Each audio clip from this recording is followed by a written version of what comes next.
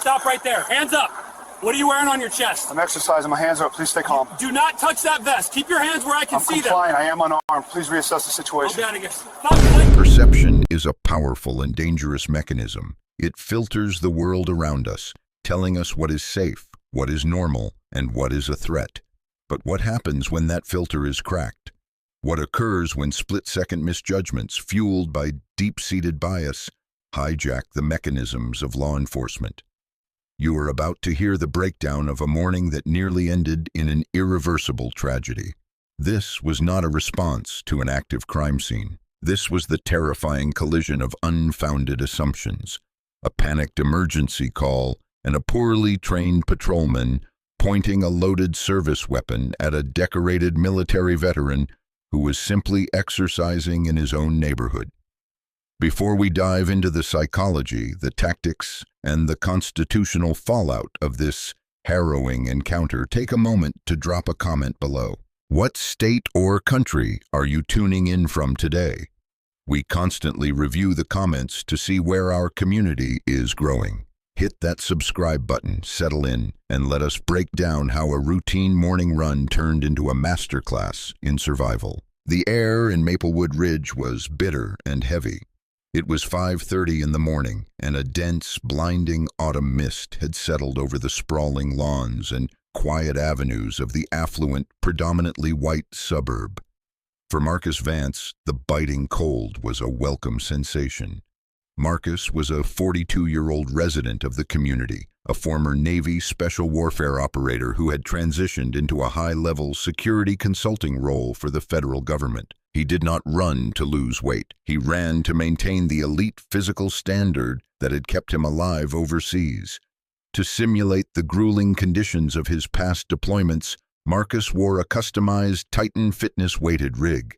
It was constructed of thick, reinforced black canvas, secured across his torso with heavy-duty buckles, and packed tightly with 40 pounds of dense iron sand. As his boots struck the damp pavement in a relentless rhythmic cadence, his breath forming white clouds in the freezing air, he was completely in his element.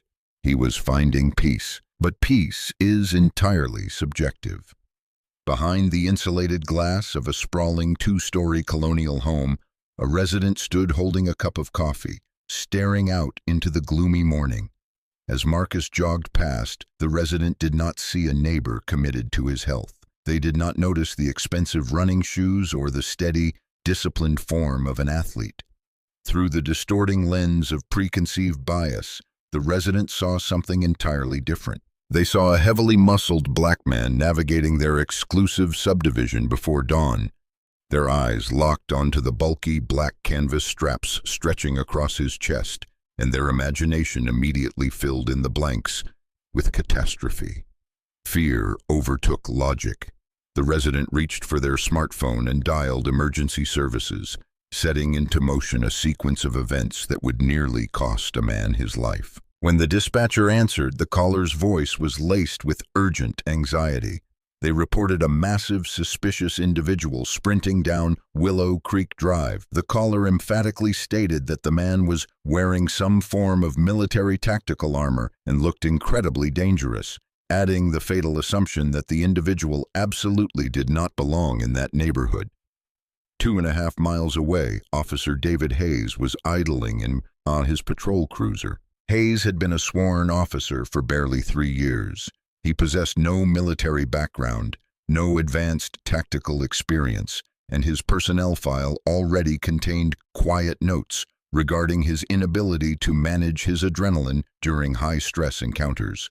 When the digital dispatch terminal illuminated and the radio cracked with the description of a suspicious subject in tactical body armor, Hayes experienced a massive physiological shift. His heart rate skyrocketed. He was no longer a peace officer responding to a neighborhood watch complaint. In his mind, he was a warrior heading into an active combat zone against an armored adversary. Hayes slammed his foot onto the accelerator, sending his heavy interceptor tearing through the foggy streets. As he rounded the bend onto Willow Creek Drive, the mist parted just enough to reveal a moving silhouette. Hayes engaged his vehicle's high-intensity driver-side spotlight. The blinding beam pierced the gloom, directly illuminating Marcus Vance. To an objective observer, the scene was undeniably mundane. Marcus was dripping with sweat, wearing standard athletic shorts, and his chest heaved with the exertion of a long-distance run. But Officer Hayes was suffering from a psychological phenomenon known as confirmation bias. He was not looking at the reality in front of him. He was looking for the heavily armored threat the radio had promised. The intense glare of the spotlight bounced off the wet, dark canvas of the weighted rig. Hayes's mind snapped the puzzle pieces together in the worst possible way. The profile given by the biased collar and the bulky vest merged into a terrifying illusion. Hayes threw the cruiser into park, the tires screeching aggressively against the damp asphalt.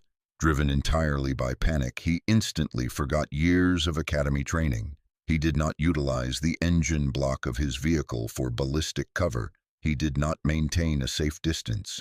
He threw his door open and stepped completely into the open street, entirely exposed.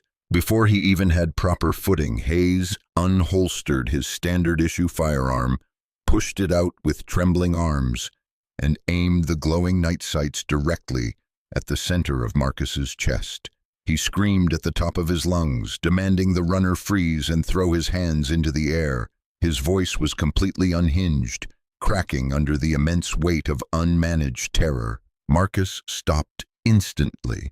Having survived multiple kinetic engagements in hostile territories, his brain processed threat environments at a speed that Officer Hayes could not even fathom.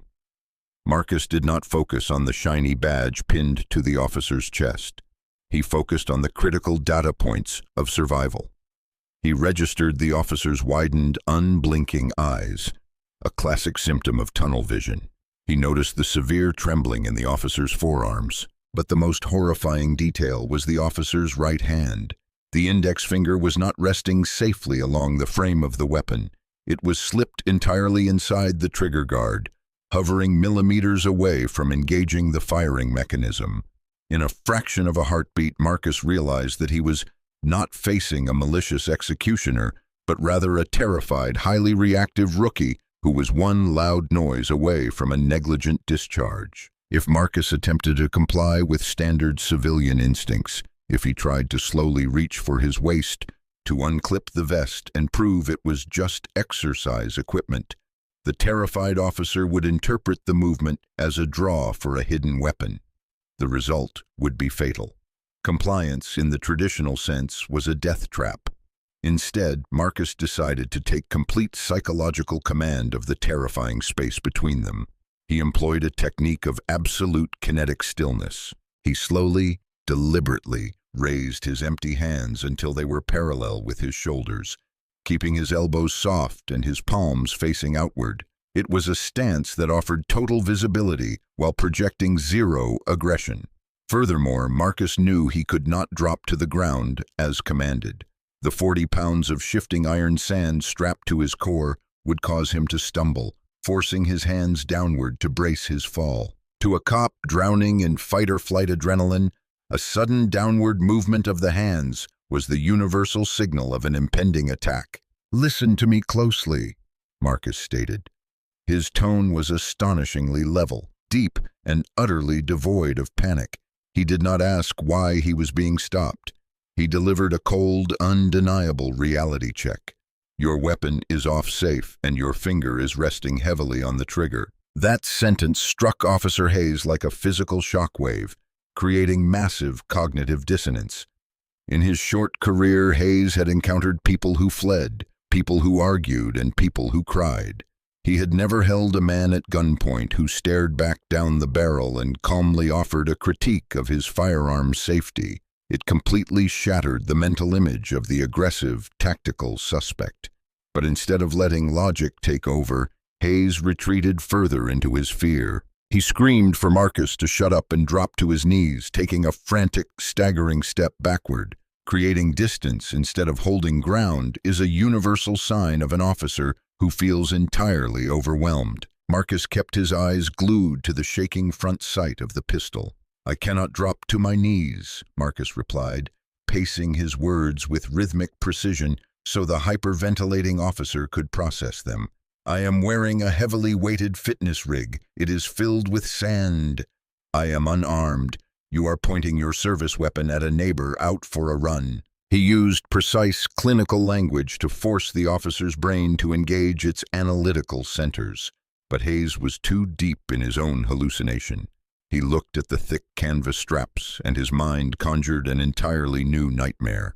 His voice shook violently as he screamed, demanding Marcus keep his hands away from the chest rig, and specifically instructing him not to touch a detonator. That single word changed the entire landscape of the encounter. Detonator.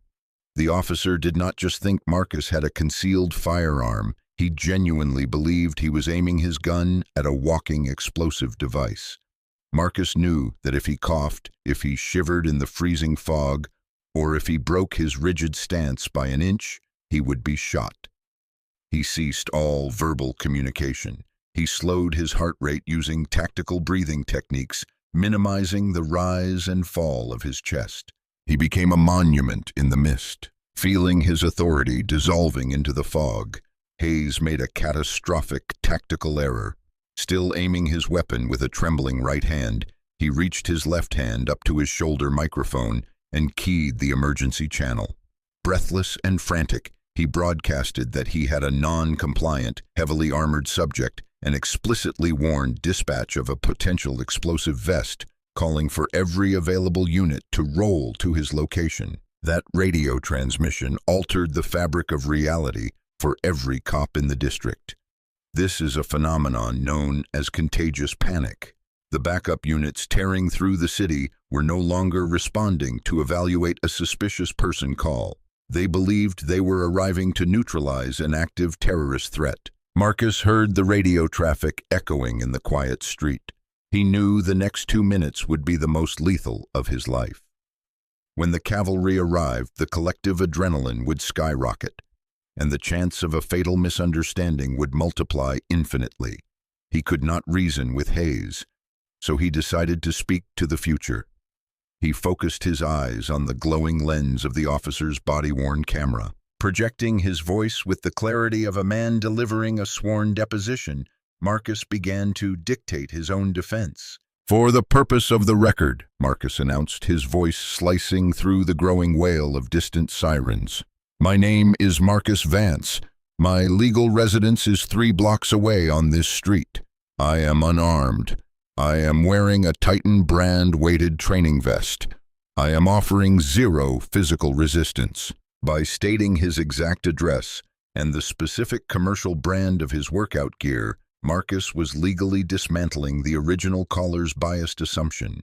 He was planting undeniable facts into the digital memory of the department's servers, laying the concrete foundation for a massive civil rights claim. Hayes screamed at him to stay quiet, but Marcus ignored him, keeping his eyes on the barrel and his voice steady until the screeching of heavy tires announced the arrival of the backup. 3 patrol SUVs locked up their brakes, forming a chaotic barricade across the street. 5 officers exploded from the vehicles with weapons drawn. Infected by the frantic radio broadcast, they saw a massive, shadowed figure in a tactical rig standing defiantly against a lone patrolman. They swarmed him, screaming a chorus of conflicting, aggressive commands. Marcus knew exactly how to survive a tactical swarm. If he tensed his muscles to brace against the wet pavement, the highly stimulated officers would feel that tension and interpret it as violent resistance, leading to strikes or the deployment of electronic control weapons. To survive their fear, he had to simulate total physical collapse. As the officers closed the gap, Marcus deliberately released his core stability. He let the 40 pounds of iron sand drag him forcefully to the wet asphalt, turning his face away to protect his skull from the impact. He went entirely limp. A split second later, 3 grown men drove their knees into his spine and shoulder blades. Rough, frantic hands yanked his arms backward, and cold steel cuffs were ratcheted aggressively around his wrists, biting into his skin. One officer shouted that he was securing the explosive rig. He fumbled with the heavy plastic buckles, ripping the canvas vest from Marcus's torso and tossing it onto the street. The vest hit the pavement with a heavy, dead, metallic crunch. It did not sound like plastic explosives. It did not clatter like ceramic trauma plates. It sounded exactly like what Marcus had claimed it was, thick bags of heavy sand. As that dull sound echoed in the foggy morning air, the contagious panic began to evaporate.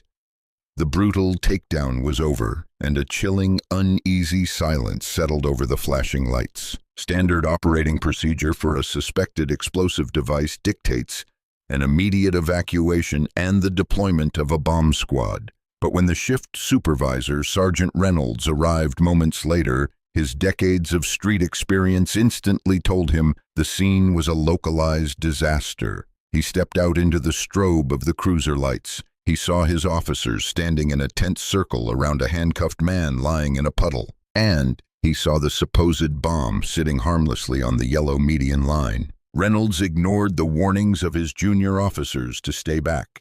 He drew his tactical flashlight and illuminated the black canvas. He saw the sweat-stained fabric, the Velcro straps, and the prominent laser-stitched logo of a commercial fitness brand.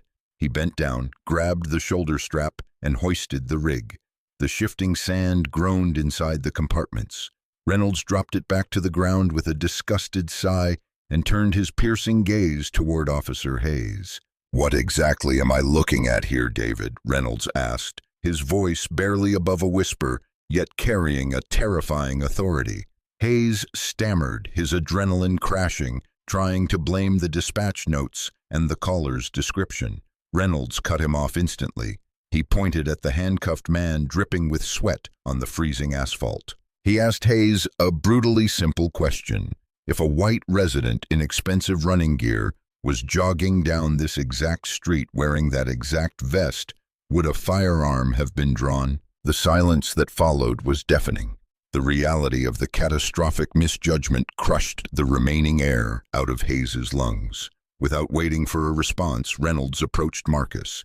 He knelt, asked if Marcus was injured, and requested permission to retrieve his wallet. From the damp pocket of Marcus's shorts, Reynolds pulled a leather bifold. Inside was a Department of Defense security credential and an elite military veteran identification card. The supervisor was staring at the credentials of a man who had sacrificed years of his life defending the very freedoms that his own officers had just violently stripped away based on a neighborhood rumor. The racial profiling was absolute, undeniable, and entirely captured in high-definition video and audio. Reynolds uncuffed Marcus personally. He ordered his officers to step back, instructed them not to mute their microphones, and commanded total silence regarding the incident until the chief of police was notified. There would be no sweeping this under the rug. The bureaucratic fallout was swift, surgical, and devastating.